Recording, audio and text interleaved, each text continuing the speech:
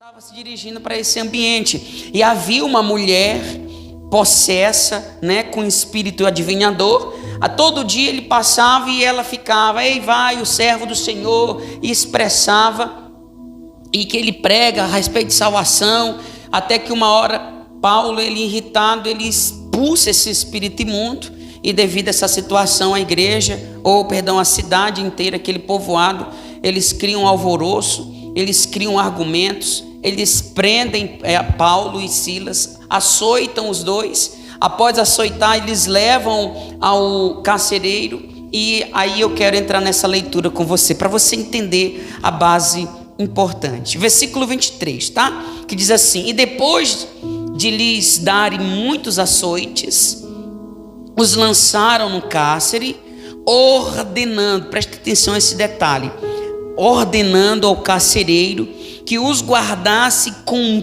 toda a segurança. Este recebendo tal ordem, levou-os para o cárcere interior e lhes prendeu os pés no tronco. Por volta da meia-noite, Paulo e Silas, o que eles faziam? Oravam e cantavam louvores a Deus. E os demais companheiros de prisão escutavam. De repente, sobreveio tamanho terremoto que sacudiu o alicerce da prisão. Abriram-se todas as portas e soltaram-se as cadeias de todos. Verso 27. O carcereiro despertou do sono e, vendo abertas as portas do cárcere, puxando a espada, ia suicidar-se, supondo que os presos tivessem fugido. Mas Paulo bradou em alta voz: não te faça nenhum mal, que todos aqui estamos. Olha aqui, gente, só para você entender. Essa passagem, biblicamente, ela é tão forte que a gente tem algumas lições para aprender, mas hoje eu quero falar de um assunto que eu gostaria muito que você pudesse focar e aprender o que Deus, o Espírito Santo, vai transmitir a você hoje, porque é o que mais falta para a igreja nos dias de hoje. Voltando à imagem desse cenário, após as pessoas chicotearem, eles trouxeram Paulo e Silas, eles entregaram ao carcereiro com uma ordem. Qual foi a ordem? Guarda com segurança. Essa foi a ordem que ele recebeu, Ele recebeu uma ordem que guardasse com segurança. Então, se alguém falar para você assim: olha, eu vou te entregar algo, um objeto que seja, e que você guarde isso aqui com segurança. O que você entende com isso? Que é algo de muito valor, que não pode, de maneira alguma, você perder a visão desse objeto ou desse valor, desse algo que você está guardando, porque é valioso, porque pode cair em mãos erradas.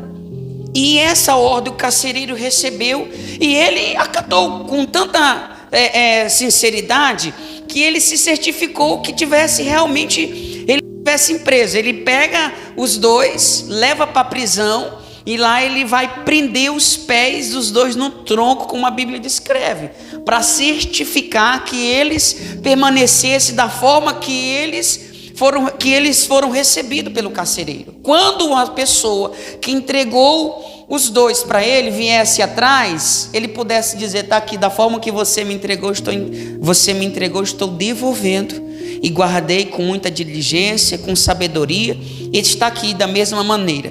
Mas o carcereiro vai fazer o quê? Ele vai dormir. A Bíblia descreve que ele só desperta do sono após o terremoto, aquele tremor que a Bíblia descreve que sobreveio na prisão. E a gente sabe o motivo pelo qual veio esse terremoto, é que o carcereiro, ele vai despertar. E quando ele desperta, o que ele começa a perceber? E ele, inclusive, já toma uma atitude, já está prestes a tomar uma atitude, pegar a espada e tirar a sua própria vida. Porque por ele ser romano, esse carcereiro, ele sabia muito bem das regras, ele sabia muito bem das leis romanas. No momento que o carcereiro desperta do sono, ele está prestes a tirar a sua própria vida. Mas por quê? Isso era normal, porque ele era o responsável. Lembra que alguém entregou os dois e disse: olha, guarda com segurança. Isso aqui é algo valioso, guarde com segurança. Aí ele olha e vê toda aberta. Na cabeça dele, todos os demais presos, por ser responsabilidade dele, na cabeça dele tinha sido pessoas que tinham dado fuga, ou tinham fugido. E era por isso que ele ia se suicidar. Lembrando que ele sabia das leis romanas, o quanto que era severa. Então para ele seria melhor ele tirar a própria vida do que ser punido por essas leis. Essa era a vantagem que ele estava tendo acerca das duas coisas. Por isso que a atitude dele era de tirar a própria vida. Aí Paulo faz o que? Ele grita: não te faça nenhum mal, não faça isso, porque todos nós estamos aqui. E isso faz toda a diferença. Agora deixa eu falar algo, que isso aqui é um ponto espiritual importante. Presta atenção. Se ele recebe a ordem para guardar algo com muita diligência, e ele está agora dormindo, mas o que está acontecendo dentro da prisão, gente? O que está acontecendo dentro da prisão? Por que veio esse terremoto? Por conta que existia um mover, um agir, através da adoração, através da oração, que eles faziam dentro da prisão. E quem era que fazia esse momento de louvor e oração a Deus? Paulo e Silas.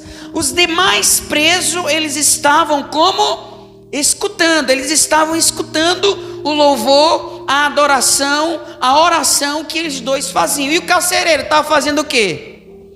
Ele estava dormindo.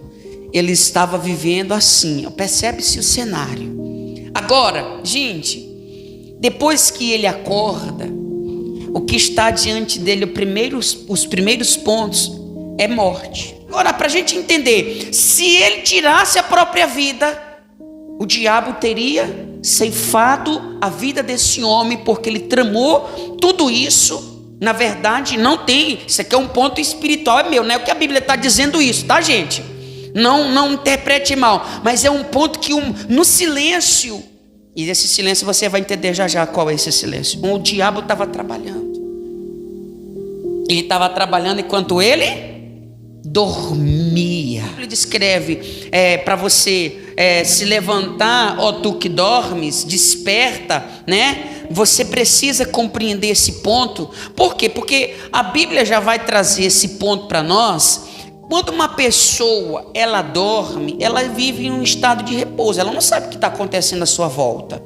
Então quando a Bíblia descreve, fica desperto, ó tu que dormes, a Bíblia não está dizendo que o problema é o sono físico, não é o sono físico, até porque isso é válido, porque nós repousamos, repomos aí as nossas forças, as nossas energias para o dia seguinte. É muito válido você descansar bem, mas esse sono é um estado de que as pessoas precisam despertar para o que está acontecendo à sua volta, principalmente o ponto importante, que é acerca do pecado.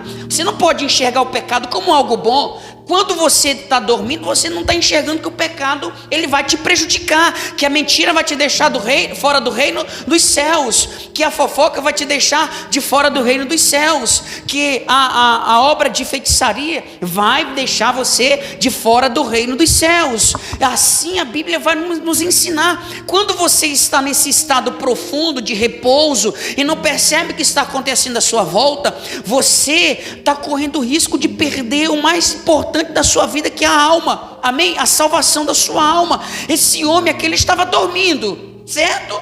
Ele tinha recebido uma ordem. E todo aquele que recebe uma ordem, principalmente o ponto de que é para ser guardado algo importante, ele vai ter que estar de sentinela a todo tempo. Lembra que a Bíblia descreve em Apocalipse 3, versículo 11? O que a Bíblia diz lá?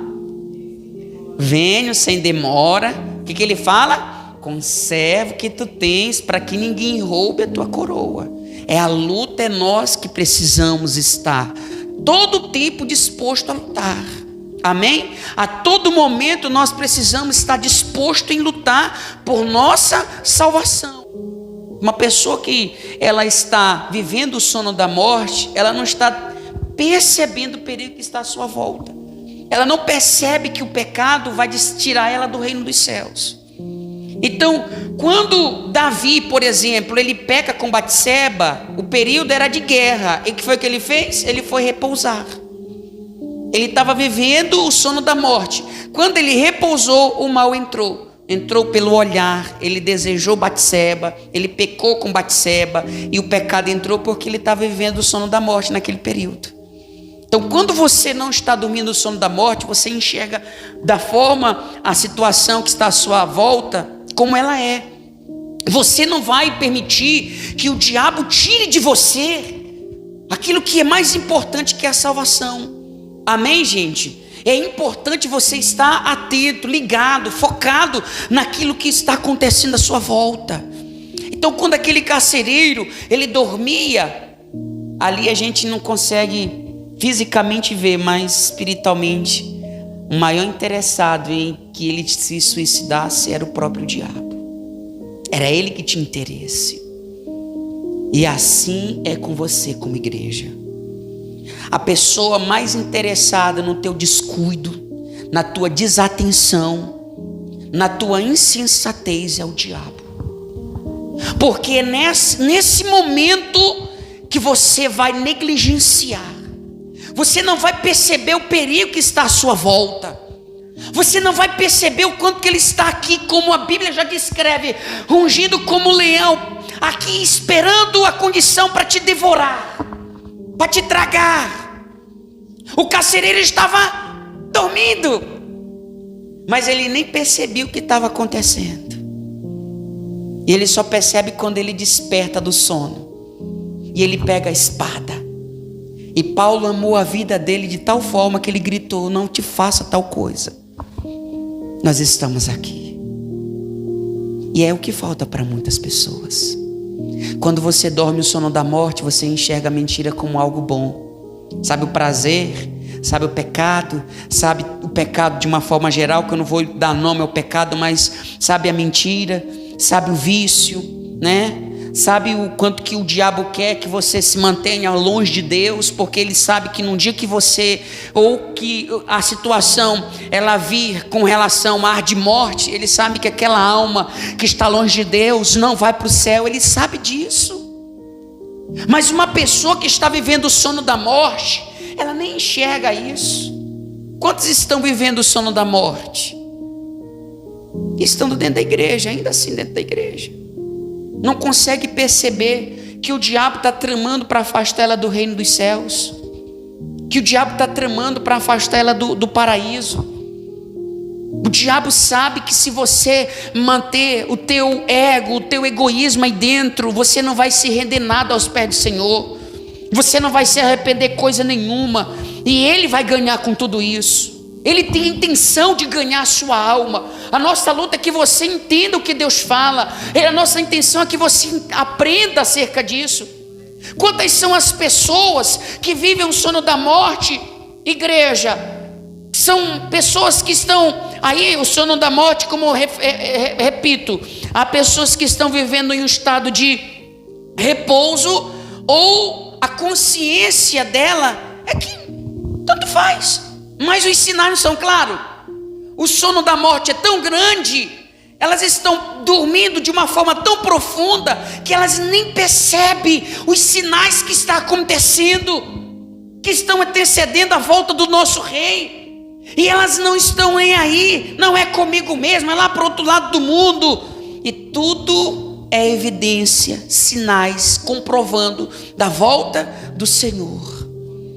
E elas não enxergam que a palavra de Deus, essa mensagem de Deus, nunca deixou de cumprir uma sequer das palavras que foi dita no passado, que iria acontecer, que muitas já aconteceu e que outras ainda vão acontecer. Mas elas estão dizendo que Cristo não vai voltar, que Cristo não vai fazer, que nada disso, que isso é conversa, que inferno não existe, que salvação é conversa de crente.